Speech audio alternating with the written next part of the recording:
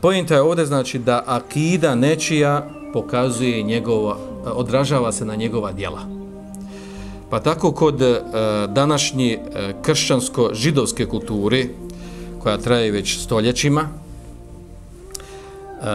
znači ove nebeskih vjera, kršćansko-židovskih, koje su naravno doživjeli deformaciju nebeskih objava, sljedbenika nebeskih objava, znači kršćana i židova, čija je vjera doživjela deformaciju, zbog toga je poslat Muhammed sallallahu alejhi ve sellem, napravila je u stvarnosti jednu ličnost i osobu koja je spoj neke dvolične osobe u smislu toga da pokušava zadovoljiti svoj duhovni život samo u hramovima, u crkvama, sinagogama, dok je svoj svjetovni život totalno prepustili onim životinjskim strastima. Tako da danas vidimo tu civilizaciju, zapadnu civilizaciju, komu to možemo tako nazvati, da je to čista materialistička civilizacija. Iako se ona poziva na kršćanstvo i na židovstvo, ona je u suštini čista materialistička civilizacija. Znači ona gruba, nemilosrdna, u kojoj je izgubljena duhovnost i duh.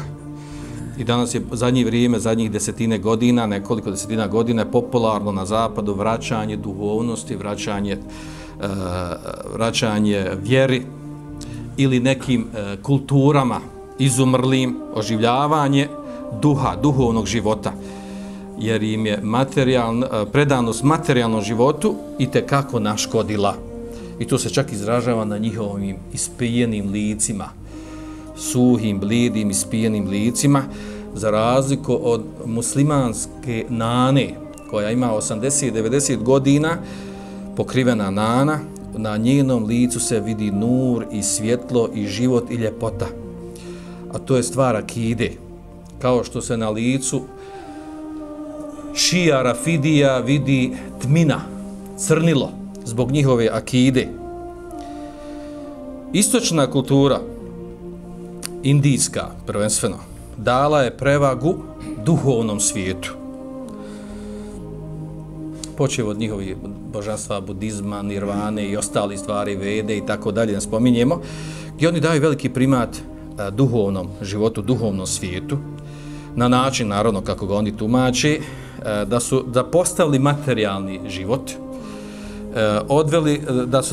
u mnogim sferama odveli to da se daje čak da daje dozvola i da se pati tijelo, da se pati i muči tijelo za korist duha. Tako da su prevagnuli u tom smislu. Ovo samo navodimo onako letimično, naravno ima tu izuzetaka, ima tu drugačije gledanje na tu stvar. Sa ciljem da kažem da je Islam došao, gledajući sa ove strane, sa svojom akidom, da uspostavi ravnotežu između materijalnog i duhovnog života.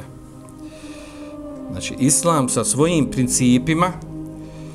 principima, i u akideskom i u pravnom fikskom životu daje, znači, uspostavlja ravnotežu između duhovnog i materijalnog života. Ne zapostavlja ni ovu ni onu sferu, za razliku od ovih devijacija koje smo malo prije spomenuli.